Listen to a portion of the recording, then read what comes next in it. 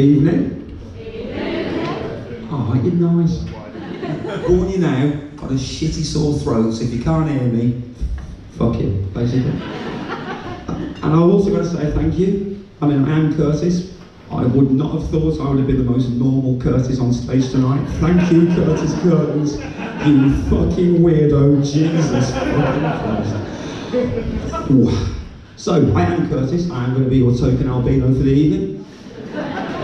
Or milk token if you prefer. Or actually, as I'm known in Wolverhampton, that weird looking Albanian.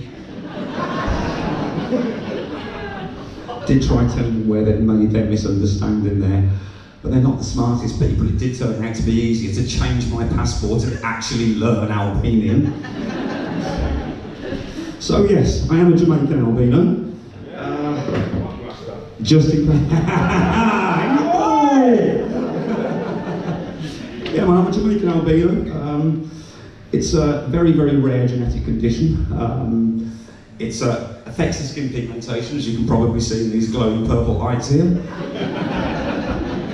Probably look like a glow stick from a 1980s roll at the moment, but such is life. Also comes with severely impaired vision. Well, actually, I say comes with like it's a fucking free gift. Hi sir, would you like the standard version when you actually can see well enough to drive? Or would you actually like the severely impaired shitted sport version where you can barely see past the end of your own fucking nose? But yeah, let's just nutshell this algorithm thing for you, just to make sure you've got it all tight there. I have two black parents, yeah? And due to their complete inability to find any of the 7.9 billion people on this planet that didn't have the same very, very rare and very recessive gene that they have. Also add to that gene deciding to go out and find out the only other rare gene that you'd think, being a rare and recessive gene, and actually, you'd think he'd be keeping his fucking head down as a recluse, wouldn't you? But oh, no, there he was, just ready. And then, yep, there you go, they smashed themselves together, and I was born.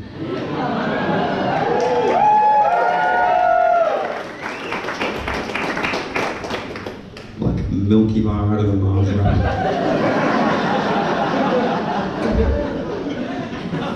Or alternatively, one of those white chocolate Kit Kats that I swear was only put in to fuck with my father's mind. And he never has chocolate dish, you know.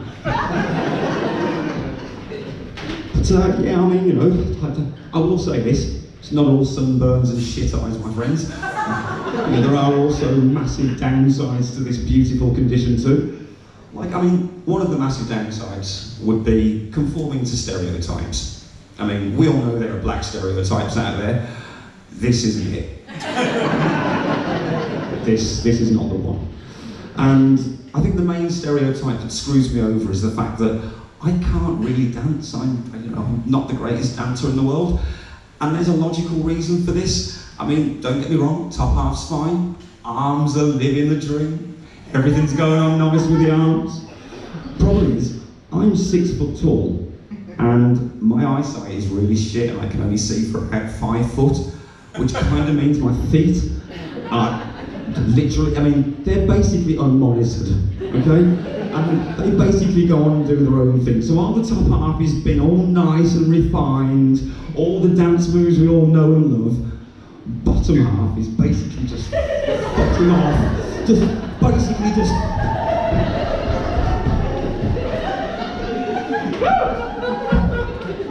They kind of remind me of those feral kids you get at council weddings. You know, those ones that parents are off somewhere having a drunken fight in the corner, and kids are basically just fucking off somewhere, you've got no idea what the fuck they're up to. That's basically my feet.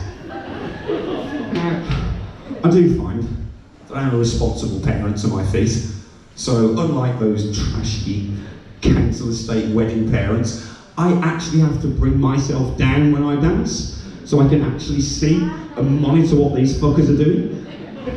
Which basically ends up with me essentially. Okay. Now, keep your eye on them. You watch, you move the feet, you get going, And then all of a sudden, you've got this thing going on, and that is how I eventually invented the twerk.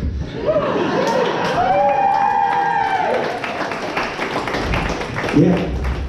All think it was Nicki Minaj, don't you? It's the dance of my people. My people, the albino people, don't take that from me. This is my Me Too moment. White Lives Matter, people. White Lives Matter. And alternatively, Black Power. I will also this. Not easy growing up as the white sheep of the family. There were a lot of attacks from a very early age.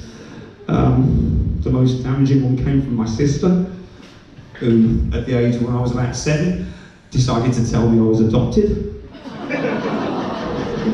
Which, when you bear in mind she had thick plaits, my mother had a 1970s afro you could hide the Jamaican bobsleigh team in, and my father had dreadlocks so long he had to hold them out of the way when he was taking a shit. Lost count of the amount of times I've walked into the bathroom and seen my father washing his dreads in the shower with a look of disgust on his face. Look upon me sheer, man. I remember once I went to McDonald's with him, and I'd had enough of this albinism thing. I decided I was going to address this right up front, straight up. Dad, am I adopted? I think that was my first ever experience of the phrase, jury's out, son. I mean, he wasn't in the best of moods that day. It might have been something to do with the fact that he'd ordered a chocolate milkshake, and yet again, they bought him vanilla. Listen, ladies